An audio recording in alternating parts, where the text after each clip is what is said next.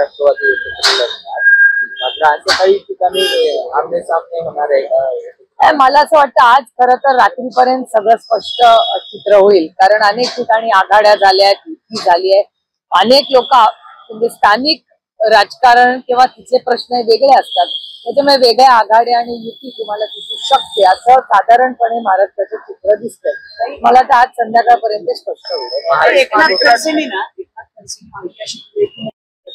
बोलणं झालेलं आहे. बारामतीचे नगराध्यक्ष पदाचे उमेदवार युगेंद्र पवार असणार अशी चर्चा आहे. आता चर्चाला काय म्हणजे चर्चाला तर मोकळी आहेच, प्रत्येकाने काय वाटावं, पण युगेंद्र पवार इलेक्शन लढणार नाही. स्थानिक कार्यकर्त्यांची तुमचं आणि अजितदादांचं या संदर्भात काही बोलणं झालं नाही, माझं अजितदादांशी या कुठल्याच बाबतीत चर्चा झालेली नाही.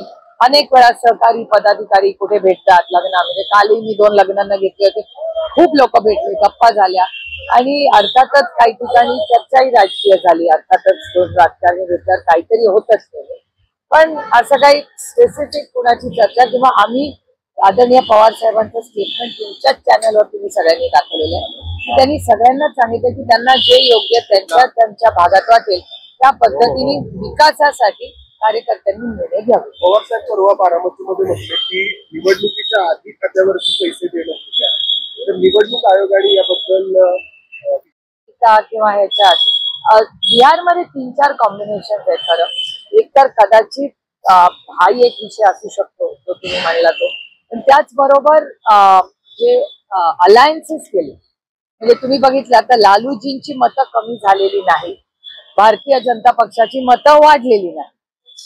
सगळा डेटा तुम्ही जर कोरिलेट केला तर तुमच्या लक्षात येईल की ते नितीश कुमारजींचा करिश्मा आहे, हे मान्यच करावं लागेल, पण त्याचबरोबर लालूजींची मतं कुठेही कमी झालेली नाहीत आणि राज्यामध्ये सगळ्यात जास्त मतं ही लालूजींच्या पक्षाला पडलेली आहेत.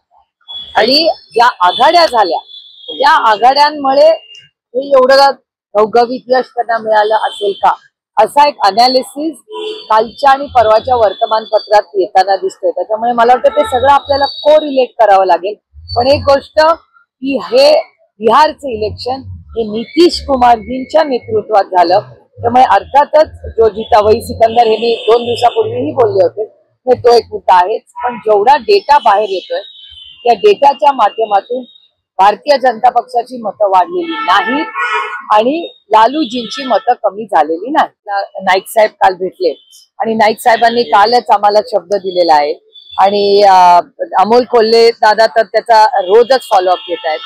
नाईक साहेबांनी आजही पुण्यात एक मीटिंग घेतलेली आहे आणि या बिबट्यांच्या बद्दल एक योग्य निर्णय जो असेल तिथे मॅन ॲनिमल कॉन्फ्लिक्ट याचाही विचार झाला पाहिजे. या सगळ्याचा विचार करून पुढे कसं जायचं याची चर्चा आज घेतली. त्याच्यामुळे मला वाटतं नाईक साहेबांची काल माझी सविस्तर याच्यावर चर्चा झाली.